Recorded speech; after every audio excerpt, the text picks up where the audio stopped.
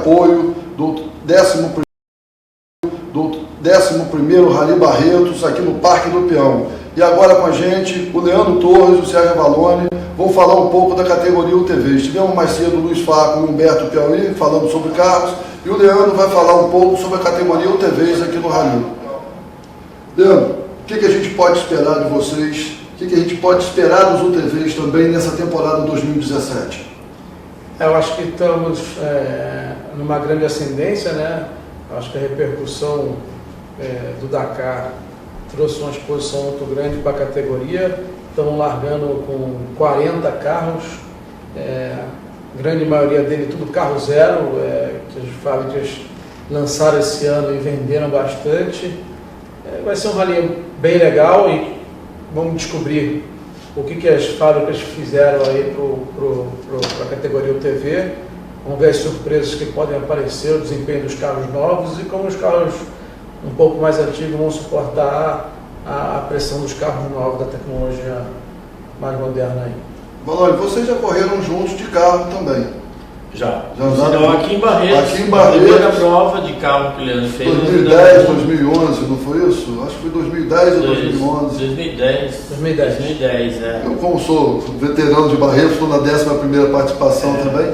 Você já tem uma leitura do terreno daqui, já sabe como é que é esse terreno, uma navegação difícil, uma navegação dentro de canavial, com pouca referência, e uma prova de baixa, onde você tem as referências nas setas. Vocês largam com planilha ou sem planilha? Só com a referência de baixa?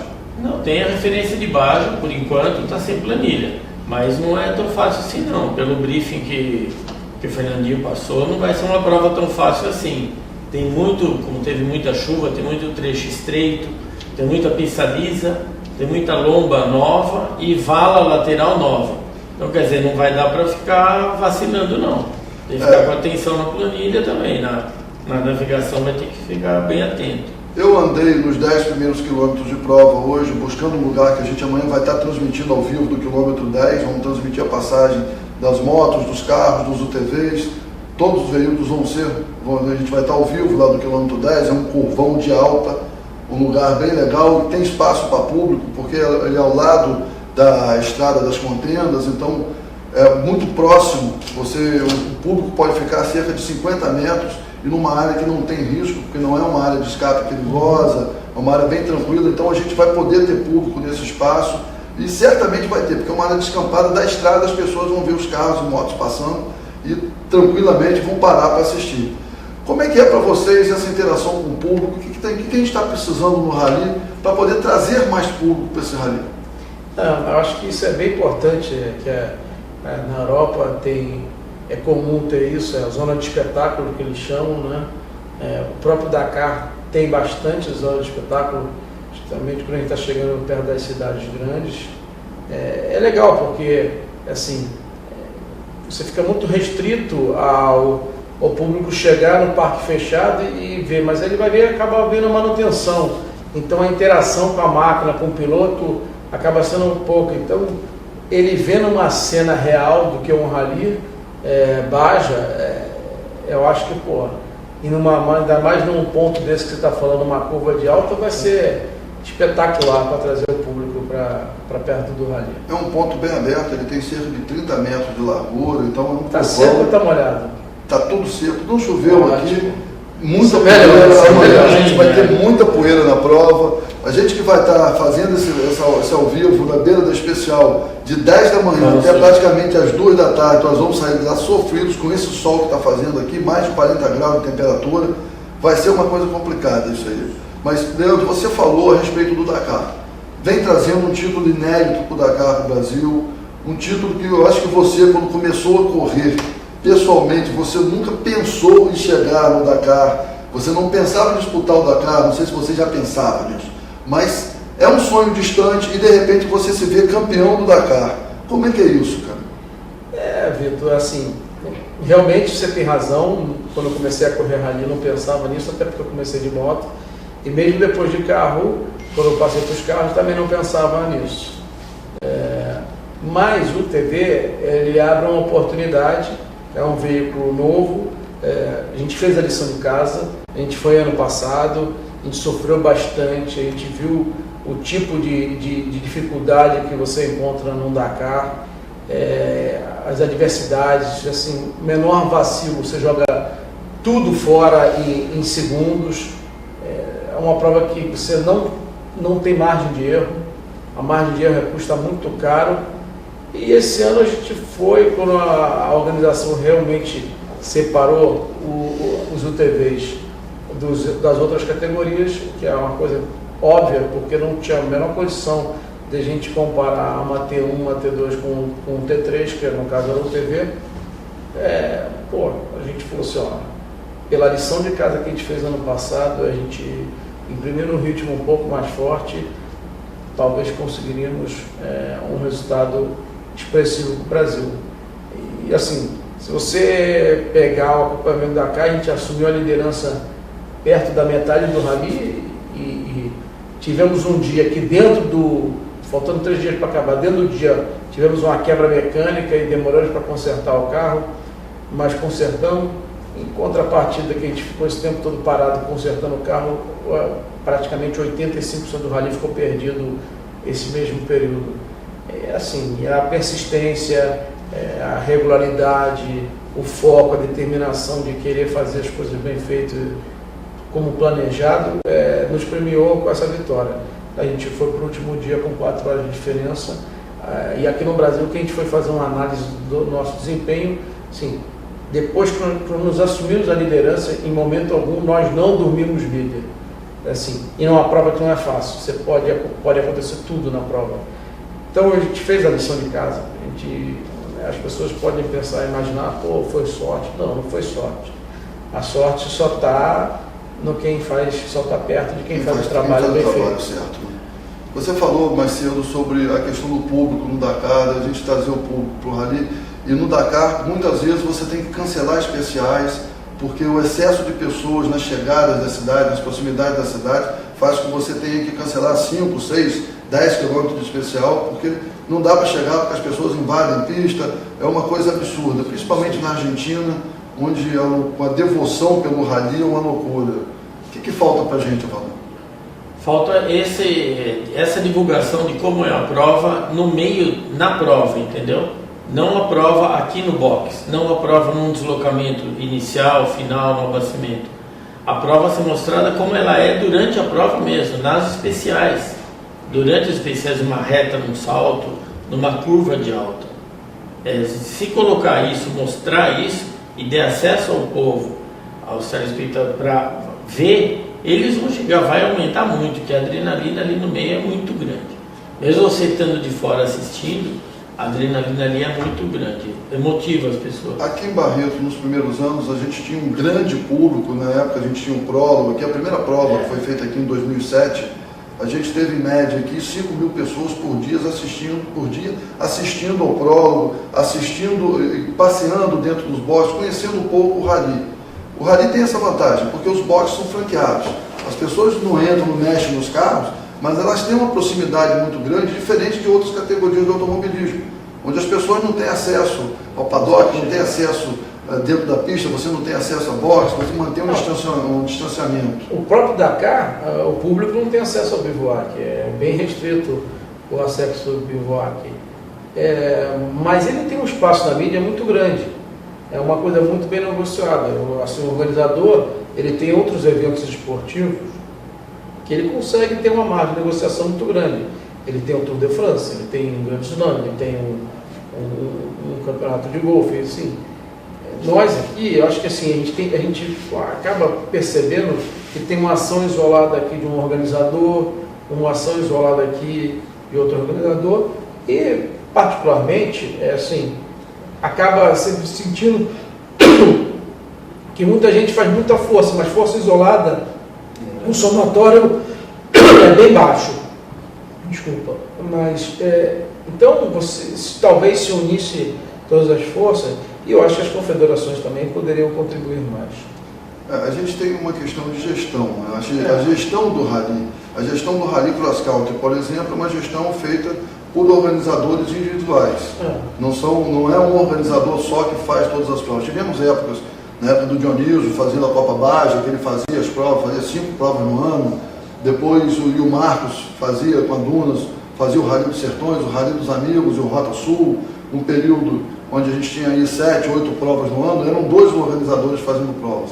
A partir de 2007, entrou um novo grupo fazendo provas, começou pelo próprio grupo aqui do Fernando, do Bentivolio, do Fernando Goulart, fazendo a Rally Makers, fazendo a prova de Barretos, depois veio o Arena fazendo, o Marcos continuou fazendo os Sertões, o Diaco Muniz, que fazia as provas do Paulista, começou a fazer provas do Campeonato Brasileiro também. Então a gente começou a ter uma variedade maior de organizadores. Isso pulverizou um pouco e tirou a heterogeneidade do rally. Você tinha provas com diferentes condições, diferentes planilhas, você não tinha aquela prova homogênea, aquele mesmo, o cara que fazia a prova, o levantamento não era o mesmo. Isso trouxe uma dificuldade, trouxe uma variação, uma leitura diferente de outros organizadores, mas ao mesmo tempo trouxe uma questão, uma variável muito grande. Porque você tem provas com algumas condições boas, tem provas com condições diferentes, tem prova que você pega uma planilha que tem um erro na planilha que normalmente não deveria ter, mas por conta de, não de displicência do organizador, mas uma questão técnica básica. Então, isso proporcionou uma série de diferenças entre as provas, e aí você, para poder equilibrar e manter um nível em todas as provas, não é muito fácil. Não.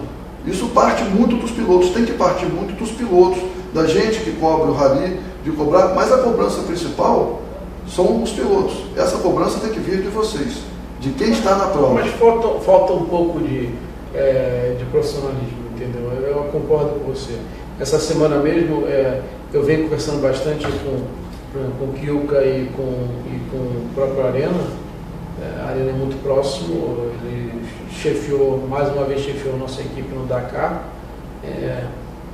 Bom, as pessoas, assim, o esporte ainda é amador, mas tem que ter uma conscientização de todos, dos pilotos, dos organizadores e principalmente da confederação. Tem que mudar. A gestão tem que ser uma gestão profissional. O mundo hoje não encara mais nada com gestão amadora. Ninguém vai botar dinheiro onde a gestão é amadora. Tem que mostrar seriedade. Essa semana eu estive com a Arena numa lubrificante de óleo que me apoiou no Dakar. Pode falar o nome, que aqui é tudo liberado.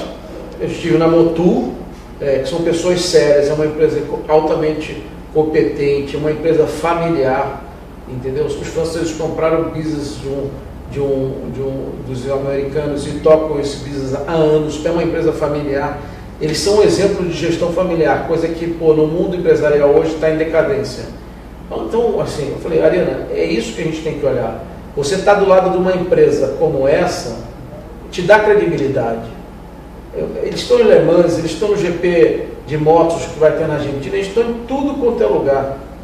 Assim, tem credibilidade. E você carregar um nome desse ao lado de você, vai trazer bons fluidos, vai trazer profissionalismo. E também traz muita responsabilidade, e essa responsabilidade faz com que você se profissionalize cada vez mais. É necessário você ter esse profissionalismo. Entendeu? Eu acho que a Motul está fazendo um trabalho magnífico. E eu não duvido nada que amanhã ela seja um dos sponsors principais aí de um evento como o Dakar, por exemplo. Entendeu? Ela é engajada, você conversa com as pessoas, o budget dele, tem data direitinho, então você tem que saber negociar no momento certo, mas os caras estão sempre querendo incentivar o esporte. O que eles não gostam é de amadorismo. O que eles não gostam é de prova cancelada, de falta de estrutura.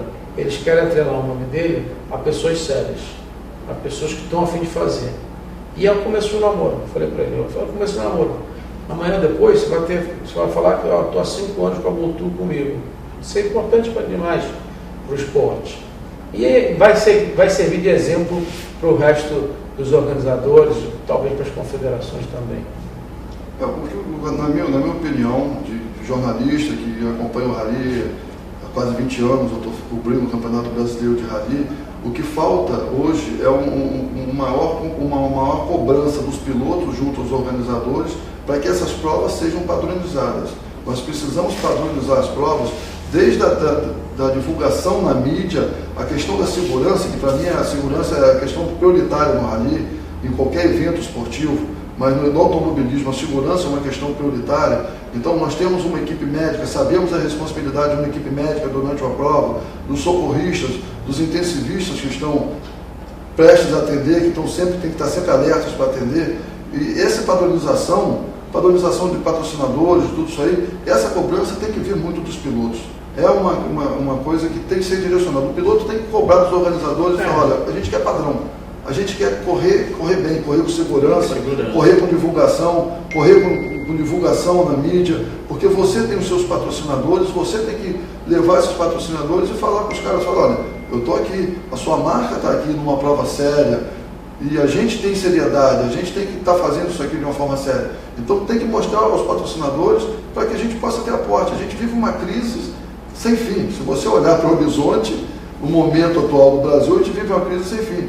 Mas, por outro lado, a gente está vendo pilotos investindo em carros novos, estamos vendo uma série de UTVs chegando, UTVs novos, recém-fabricados, chegando, uns carros que você olha bem diferentes dos carros do padrão antigo, os carros com uma cara de carro de competição, uma cara de carro agressivo, os próprios carros novos da Mitsubishi que lançaram. Aqui a gente não tem problema, pode falar marca, pode falar o que for, pode divulgar todo mundo. Quem está trabalhando em prol do rally merece a divulgação. Então a gente tem que buscar isso aí, e buscar essa qualidade, tudo isso aí vem dos pilotos. Os pilotos têm que cobrar, e cobrar da federação, cobrar dos organizadores, as confederações têm que ter comprometimento. É por aí, porque uma das coisas que eu estava conversando com a Motul e com a Arena, assim, não adianta eu ter o patrocínio da Motul. Eu posso ter patrocínio da Motul no primeiro ano, no segundo ano, no terceiro ano. Se o campeonato enfraquece, como é que eu vou expor a marca Motul se o campeonato é fraco? Então, assim, não adianta vir só para mim o patrocínio tem que vir para o campeonato.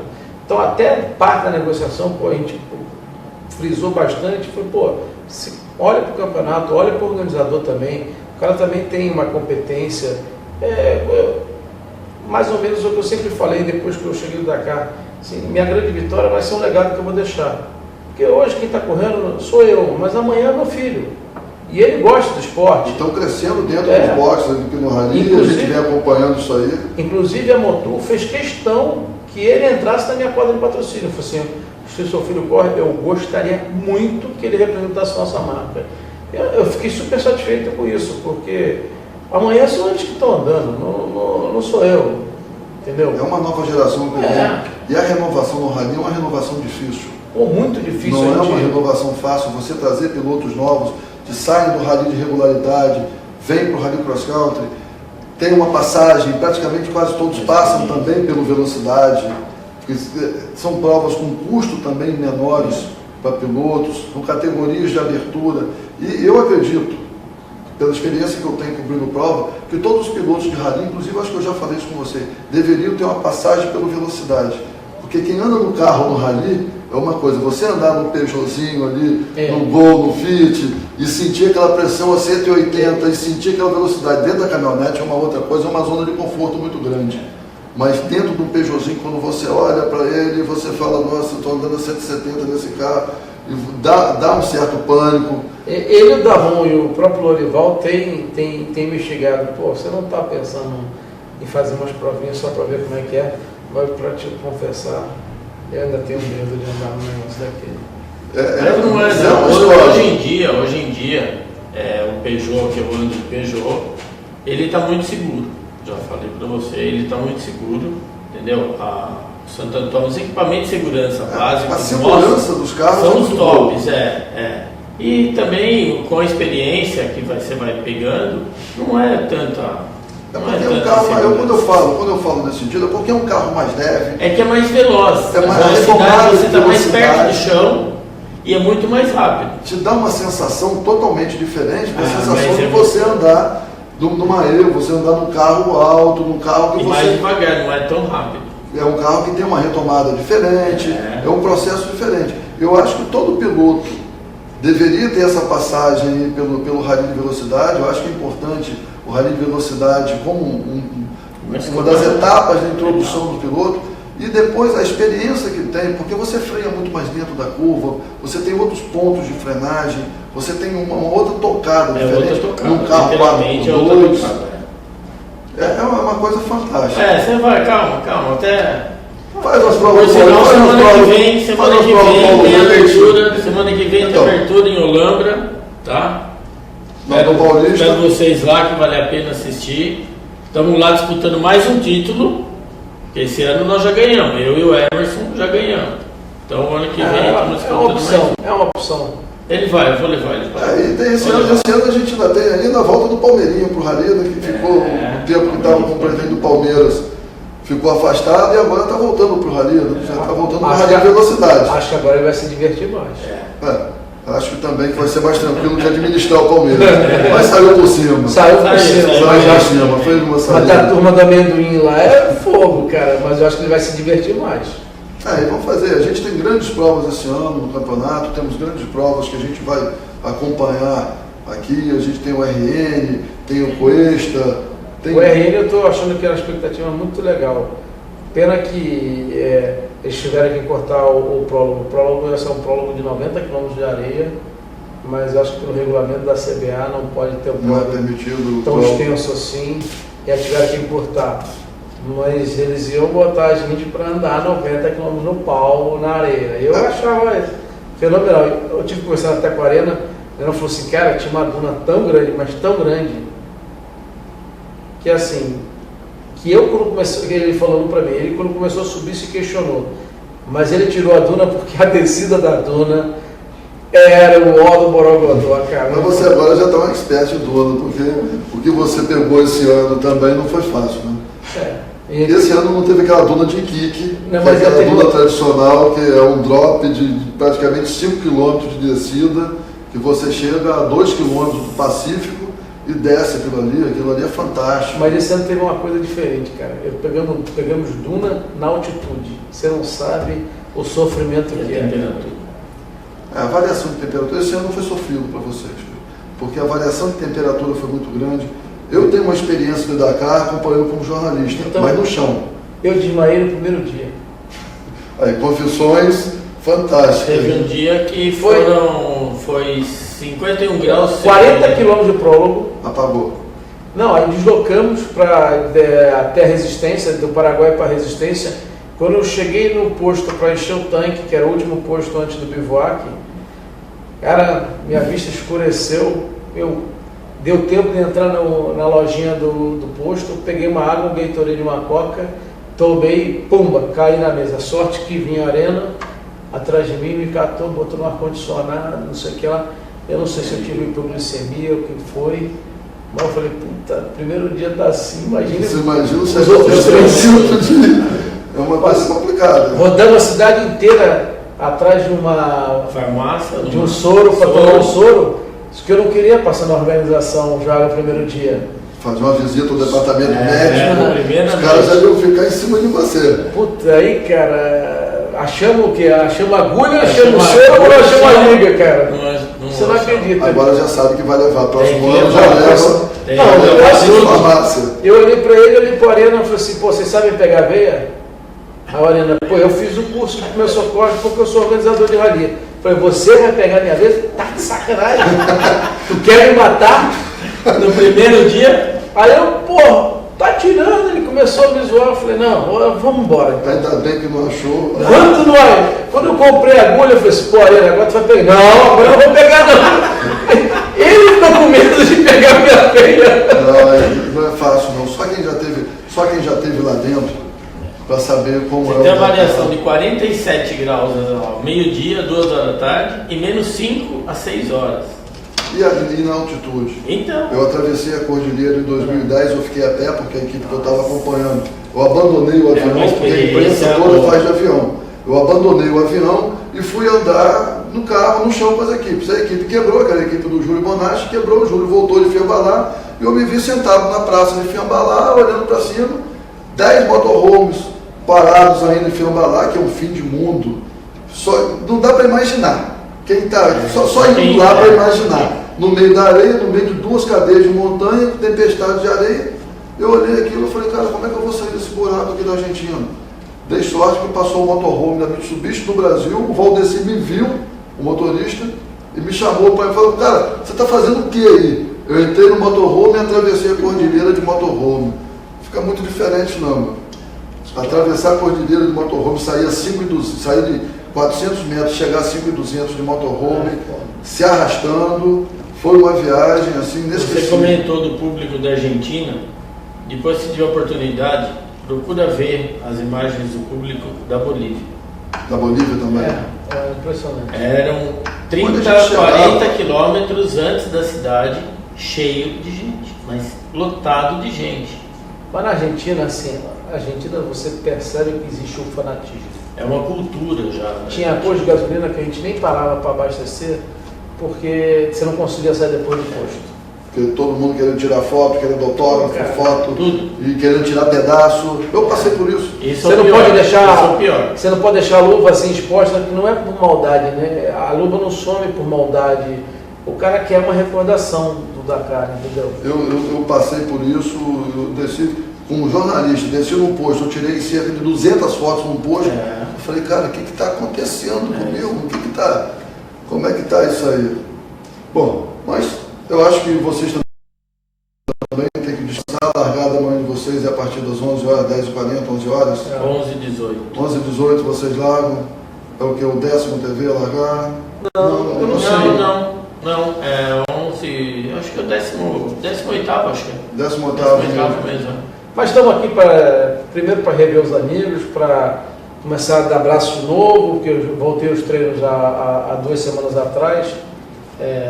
Estavam de férias. Tem uma parceria diferente, né? Antiga, mas diferente. Já andamos juntos, estava comigo no Dakar, então a gente já está acostumado. O Lorival não podia, ele pode amanhã, mas não pode andar domingo porque ele tinha compromissos profissionais. Mas é bom para já desenferrujar um pouco o braço e preparar para o RN, que o RN vai ser. Lá a gente vai tentar jogar as fichas na cross country, é a nossa praia. Areia é uma prova bem legal. Vamos tentar implementar. Largando do São Miguel do Gostoso, que é um lugar fantástico. Já larga na areia. Esse ano, em 2016, a largada já foi na areia também. Já largou ali da praia de. A gente vai dormir 2 noites lá, né, Bruno? Lá em São Miguel. Porque a gente chega, tem um prólogo e a gente dorme de novo lá para depois sair para Macau. Sim, na rua da Praia da Ponta. Alguma coisa. Logo depois de São Miguel do Gostoso. Eu gosto muito dali. Um lugar fantástico. Gosto muito da prova. Isso, você anda numa prova de rally, ainda mais numa prova longa, isso eu percebi bastante da cá. Se você passa por lugares legais, não precisa ser lugares bonitos, diferentes, talvez já seja razoável. Pô, aquele altiplano boliviano não tem muita coisa, mas é assim, é um negócio diferente. Entendeu? Nunca passei por um altiplano, você vê lhama, entendeu? Então aquilo vai te dando motivação para sempre você buscar mais, entendeu? Mas não é toda hora que você vê um bichinho não, porque tem lugar lá que não dá nada, só pedra. No lugar que eu quebrei, cara, mas eu não vi nem um lagarto, cara, eu vi. Você não vê nada, não tem um calango, não tinha tem nada. Pedra. E a única coisa que você vê em pé é poste, porque não tem árvore, não tem nada. Você entra naquele Atacama, você esquece da vida, você entra ali naquela região norte da Argentina também, não tem nada. O lugar quente, cara. Nossa Senhora, tudo ali. Caldeirão. Mas amanhã também não vai fazer muita diferença, mas lá a sensação térmica é pior. É bem pior. A sensação térmica naquela região da Argentina é muito pior. Não, mas hoje o carro estava a 52 graus a sensação térmica. Você imagina os pilotos de carro, dos carros T2 que estavam lá no rabo da. Não, mas eles têm ar-condicionado. O cara que quebra, não tem jeito. Você sabe que é quebrar no rally de Quebrou. Você sabe que é quebrar e ficar uma noite esperando chegar um apoio, chegar uma estrutura. Você sabe como isso funciona. É complicado. Bom, a gente vai encerrando por aqui e amanhã torcendo por vocês. Muito obrigado. Amanhã a gente está de volta aqui no final da tarde. Obrigado pela oportunidade da gente contar a história, parte da nossa história aqui. Obrigado pelo espaço de a gente falar dos nossos patrocinadores. A gente está começando, né? A TV Rally foi feita para ser uma plataforma do Rally de divulgação e uma plataforma de divulgação aberta, onde a gente pode falar de patrocinador, pode falar de fabricante. Não adianta fechar hoje com as redes sociais, não adianta a gente fechar uma porta e pensar numa coisa como a gente sempre pensou como mídia na época de televisão, onde os patrocinadores citados eram os patrocinadores que estavam apoiando os programas. Aqui a gente tem que abrir. porque se a gente não utilizar esse espaço para desenvolvimento do rally, a gente não vai conseguir fazer uma competição forte, não vai ter provas fortes, e não vai ter as categorias e pilotos contentes, pilotos disputando e renovação, que é o mais importante. É verdade. Então a gente fica, amanhã a gente está de volta às 10 horas da manhã, no quilômetro 10, para a largada da primeira moto, Ramon Sacilotti largando, venceu o Rally do Barretos do ano passado, Ramon acho que já venceu aqui umas 3 ou 4 vezes, e a gente está ao vivo amanhã, a partir das 10 da manhã, fazendo essa transmissão para vocês, passando todas as motos, carros, quadriciclos, UTVs, e estaremos juntos. E aqui juntos também com o Ivonaldo, que é um parceiro de longa data, e o Lico Cadota, que está ali na mesa de corte também, fazendo corte para a gente poder encerrar. Fechado? Vamos lá, gente. Amanhã tem mais. Obrigado. Amanhã.